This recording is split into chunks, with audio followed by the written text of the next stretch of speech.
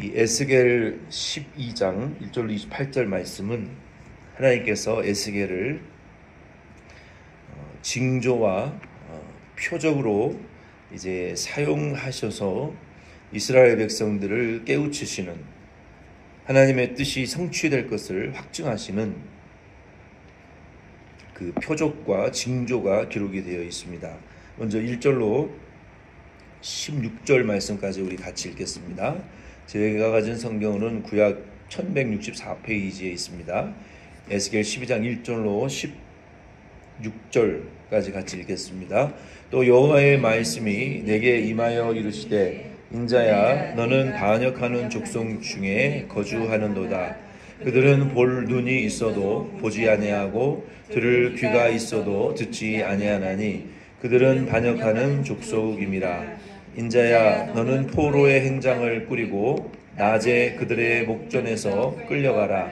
내가 내 처소를 다른 곳으로 옮기는 것을 그들이 보면 비록 반역하는 족속이라도 혹 생각이 있으리라.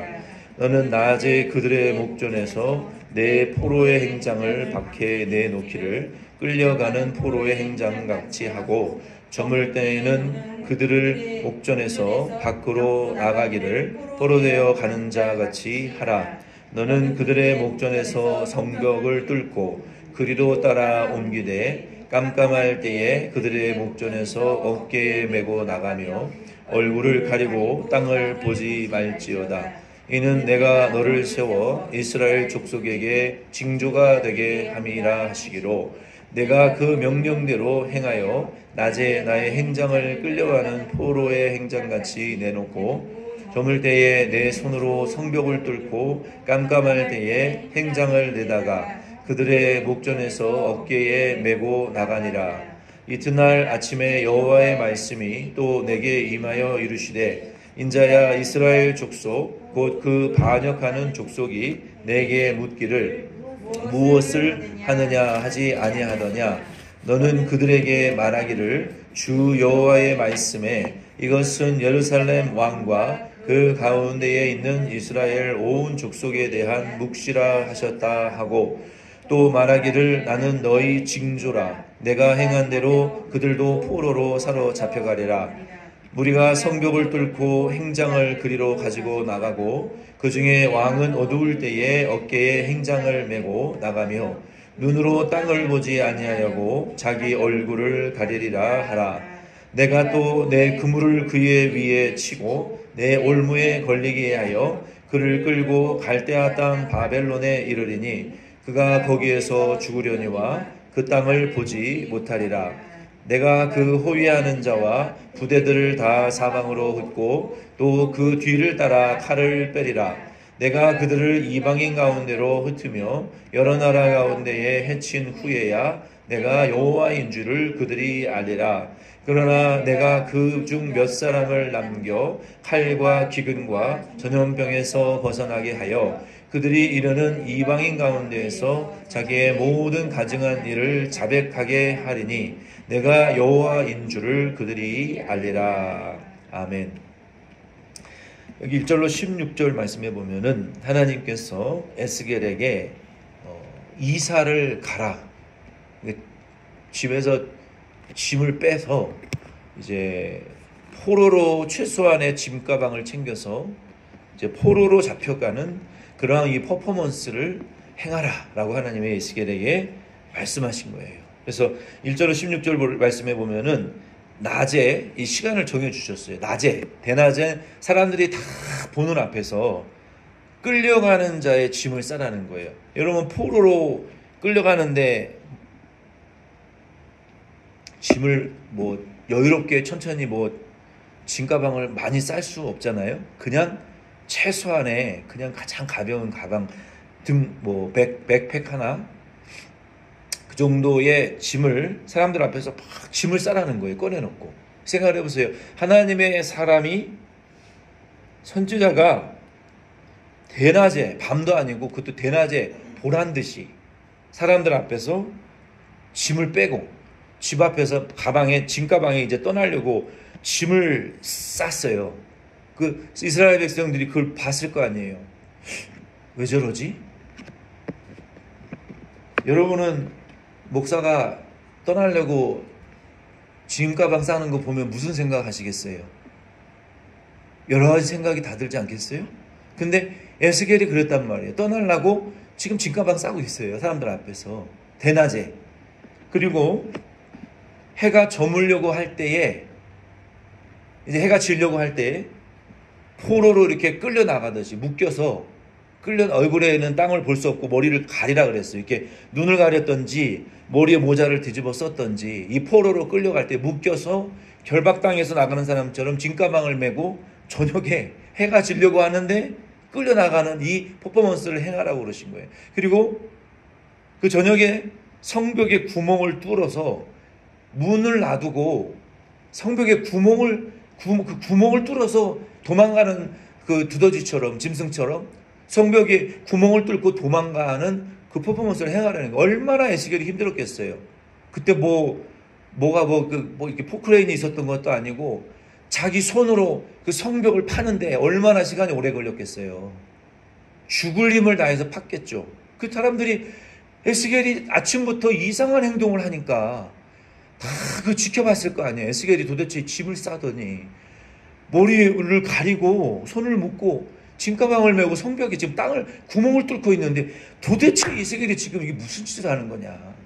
뭐 하는 거냐 도대체. 하나님 왜 에스겔에게 저런 일을 시키느냐. 이해할 수 없는 일을 지금 하고 있는 거예요. 하나님의 사람이. 그리고 성벽에 구멍을 밤새 뚫었겠죠. 그리고 그 구멍을 통해서 짐승처럼 거의 자기 몸과 짐가방을 겨우 그 구멍을 통해서 빠져나가서 얼굴을 가리고 포로로 묶인 결박당하고 짐가방을 맨 채로 그 성 밖을 빠져나가라. 하나님 이 퍼포먼스를 하라는 거예요. 그래서 에스겔이 그렇게 했어요. 그럼 하나님께서 에스겔에게 왜 그렇게 하라고 시키셨을까요? 왜?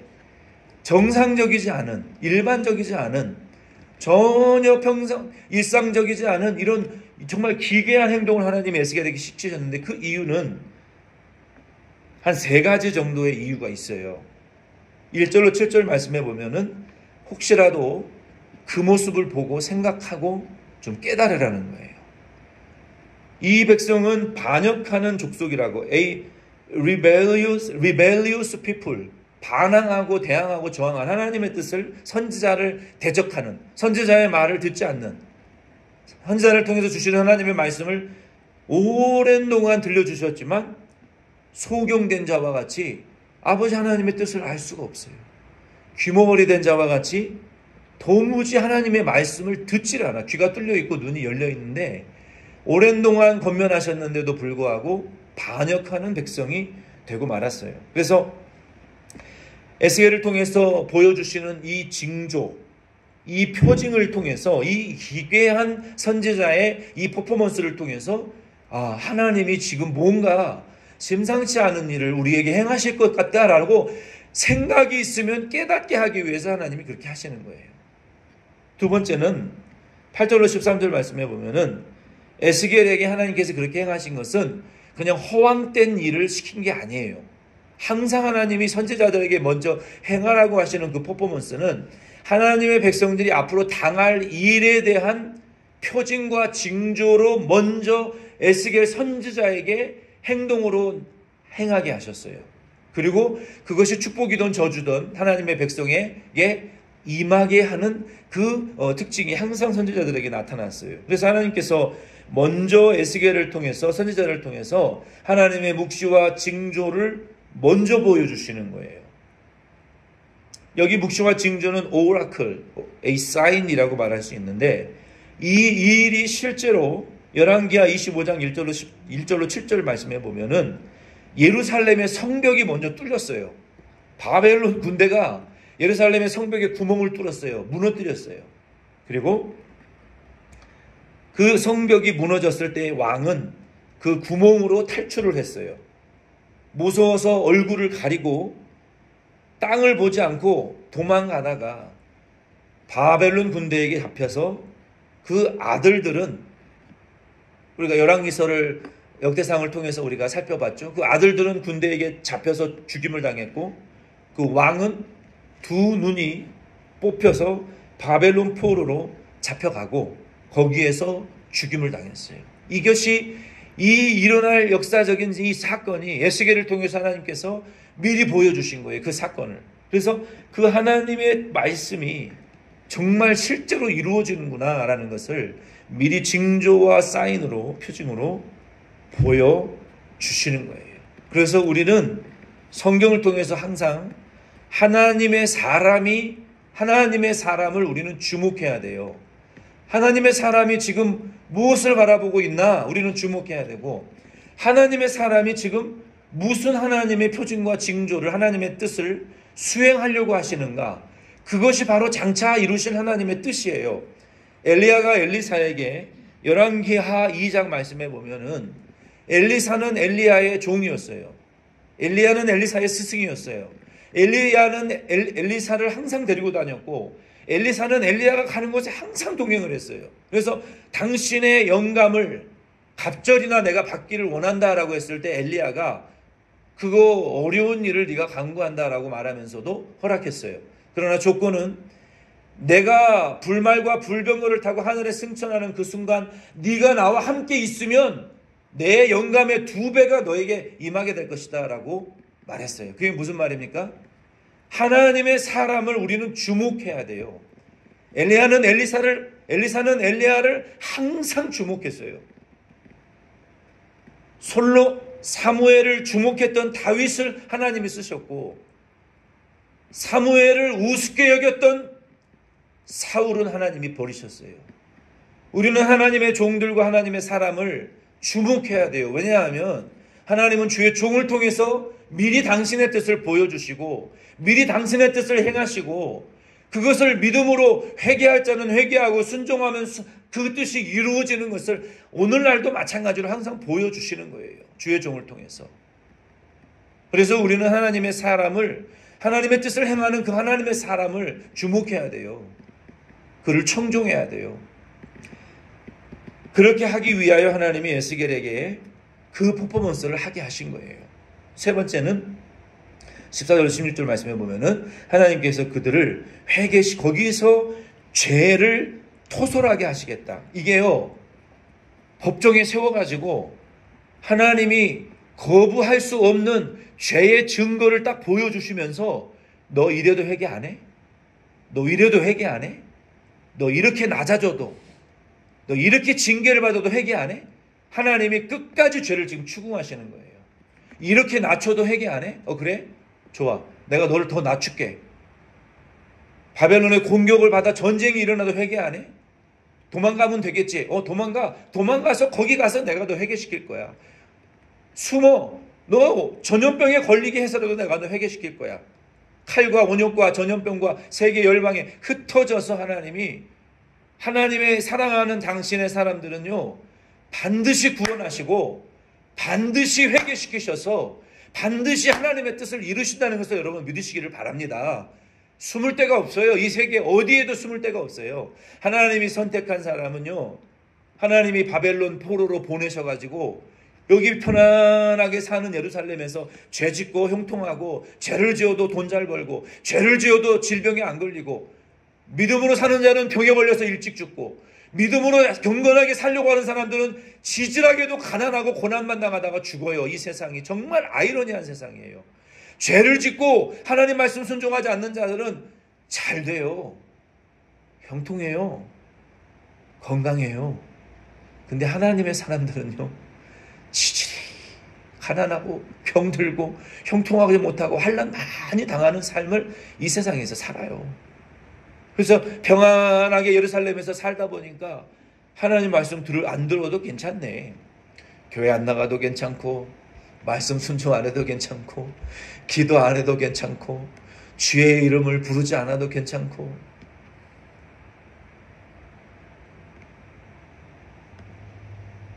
우리 집사님도 얼마나 견디다 못해 주의 이름을 부르고 싶어서 기도회라도 나오시겠어요. 인생이 힘들고 육체의 노동 때문에 돈벌이가 힘든 게 아니라요, 인생이라는 것 자체가 죄 가운데 시달리는 이 애국과 같은 세상에서 사는 것 자체가 이 고통인 거예요. 죄에 시달리는 고통이 힘든 거예요. 마귀의 종노릇하는 고통이 힘든 거예요.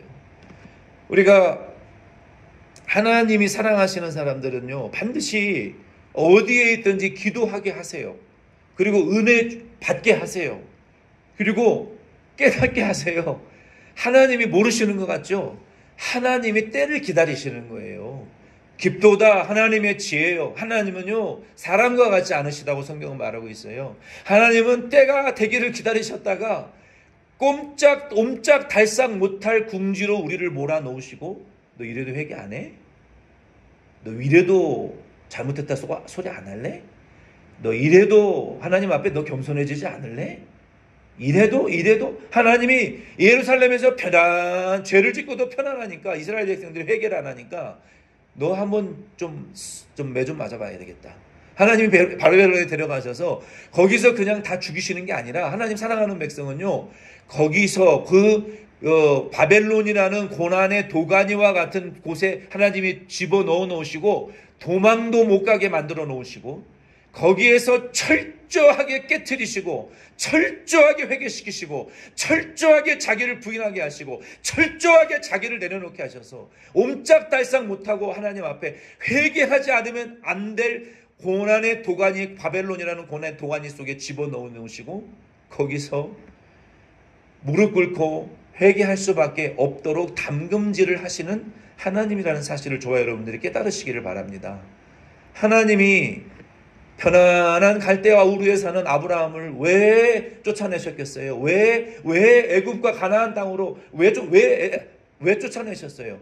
그 고향 떠난 이민자의 고난의 도가니 속에서 믿음의 조상이 되게 만들기 위해서, 깨트리시기 위해서, 하나님만 전심으로 의지하기 위해서 보내신 거예요. 왜 하나님이 야곱을, 왜 집을 떠나서 자기보다 더 악독한 삼촌 라반 밑에서 13년 동안 연단하셨겠어요? 자아가 깨져야 쓰실 거 아니에요. 마음이 바뀌어져야 주님이 쓰실 거 아니에요.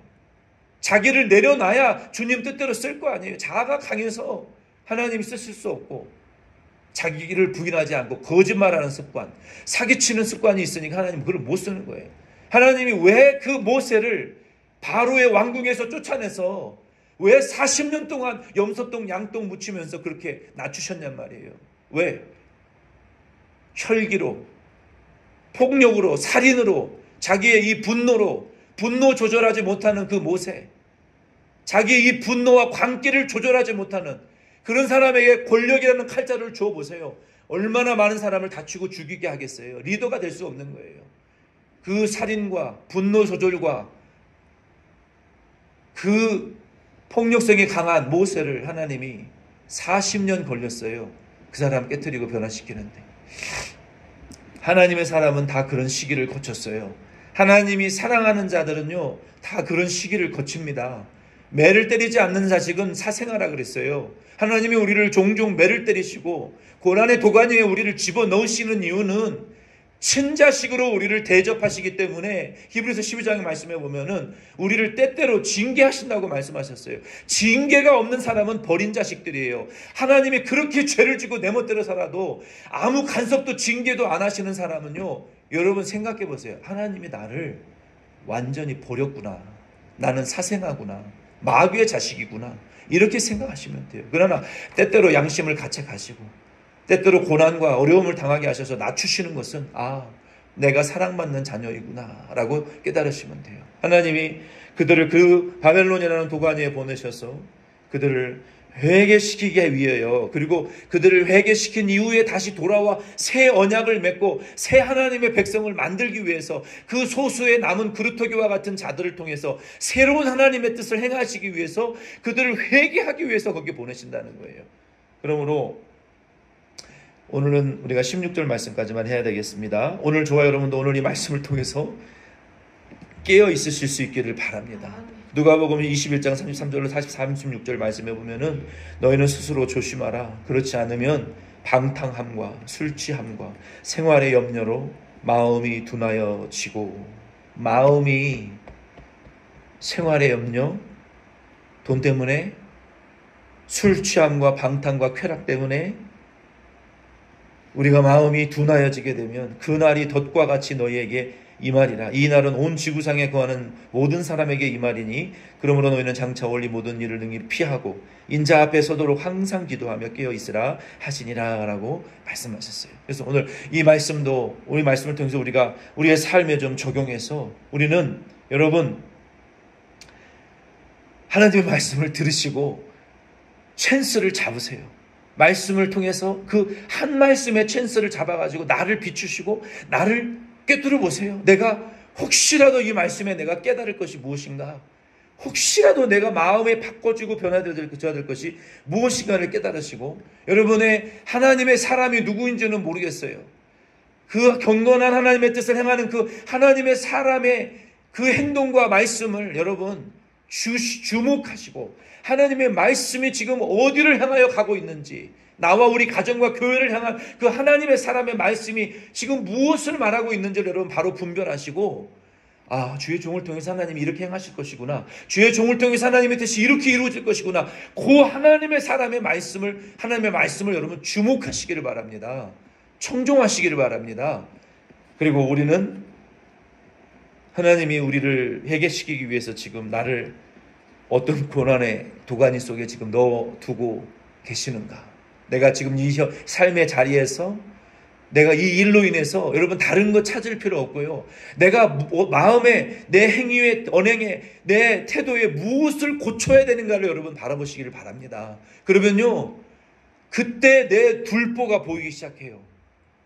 내 둘보가 보이면 그때 내가 어떻게 잘못 살았는가를 그때 깨달아요. 근데 그걸 못 깨달으면요, 나는 죄가 없어요. 나는 잘못한 게 없어요. 나는 희생자고 피해자예요. 다른 사람의 죄만 이만큼 커 보이는 사람은요, 아직 멀었다. 마음이 넓어지지 않아요. 자기의 죄가 항상 커서요, 남의 죄가 보이지 않아야 돼요. 항상 자기의 죄가 기둥같이 커서요, 이 죄를 애통하느라고 정신이 없어야 돼요. 자기 죄 때문에 항상 마음이 상해 있어야 돼요. 근데 어떤 분들은요, 자기는 희생했고 죄가 없고 자기는 잘못한 게 없어요. 다 남의 죄가 자기를 가로가 막고 짓누르고, 이게 마음을 지금 짓누르고 있어가지고 이 피해 망상에 억눌려 있어가지고요, 자기 죄는 안 보여요. 이렇게 사는 사람은 실패한 인생을 사는 거예요. 우리는 내 죄는 이만큼 커 보여야 돼요. 아멘이십니까? 남편의 죄, 부모의 죄, 자녀의 죄가 이만큼 커 보이는 분들은 진짜 회개하셔야 돼요. 아내의 죄가. 그거 보일 겨를 없이 내 죄가 이만큼 커서 나는 맨날 이 죽일 놈, 못난 놈, 이 되먹지 못한 놈, 이 한심한 인간아, 이 짐승 같은 인간아, 맨날 자기의 죄를 애통해 하면서 내 죄가 이렇게 기둥과 같이 커가지고 항상 하나님 앞에 내 죄 때문에 애통하는 24시간 365일 주님 앞에 가는 날까지 그렇게 사는 것이 진짜 잘 사는 거예요. 아멘이십니까? 평생에 정죄하고 원망하다가 주님 앞에 가면 한 달란트 받은 자밖에 안 되는 거예요.